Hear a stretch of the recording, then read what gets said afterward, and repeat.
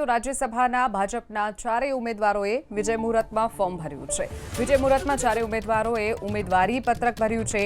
રાજુભાઈ શુક્લા, માનસી Parmar, Mukesh Rathwa, Jitendra કણજારિયાએ form ભર્યું છે। મુખ્યમંત્રી ભૂપેન્દ્રભાઈ પટેલ, પ્રદેશ પ્રમુખ અને મંત્રીઓની હાજરીમાં તેમણે ફોર્મ ભર્યું। આજે સાંજે જ સંભવતઃ ચારેય ઉમેદવાર બિનહરીફ જાહેર થાય તેવી શક્યતા।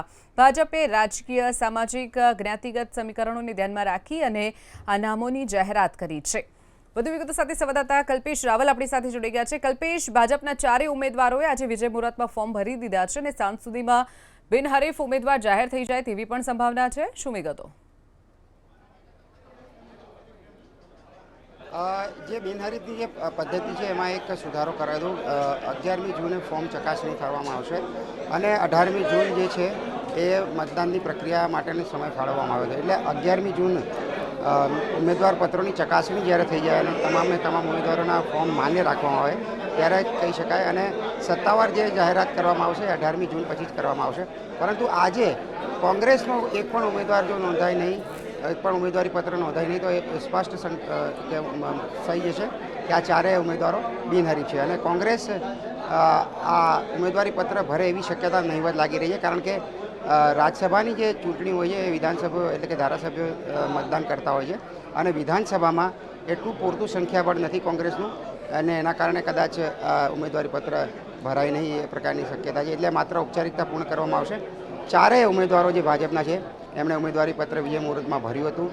ત્યારે મુખ્યમંત્રી, નાયબ મુખ્યમંત્રી, પ્રદેશ ભાજપ અધ્યક્ષ અને અન્ય મહાનુભાવો પણ ઉપસ્થિત હતા અને આ એમની ઉપસ્થિતિમાં વિજય મુહૂર્તમાં આ ચારેય ઉમેદવારો રાજ્યસભાનું નામાંકન ભર્યું હતું। જી ચોક્કસ કલ્પેશ, જોડાવા બદલ અને માહિતી બદલ આપનો આભાર।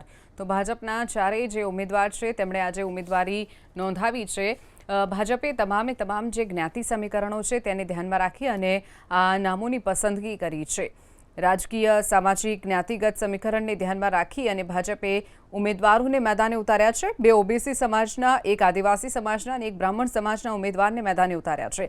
બ્રાહ્મણ સમાજમાંથી ભાજપે મહેસાણાના કડીના રાજુ શુક્લાને ઉમેદવાર બનાવ્યા છે, તો ઓબીસીના રૂપમાં માનસી પરમાર, જીતેન્દ્ર કણજારિયાને ભાજપે ઉમેદવાર બનાવ્યા છે। આદિવાસી સમાજમાંથી આવતા મુકેશ રાઠવાને પણ ઉમેદવાર બનાવવામાં આવ્યા છે। રાજ્યસભાના વર્તમાન 4 સંસદની 21 જૂને મુદત પૂર્ણ થઈ રહી છે તે પહેલાં આ તમામ જે ઉમેદવારો છે તેમણે આજે વિજય મુહૂર્તમાં ફોર્મ ભર્યા છે।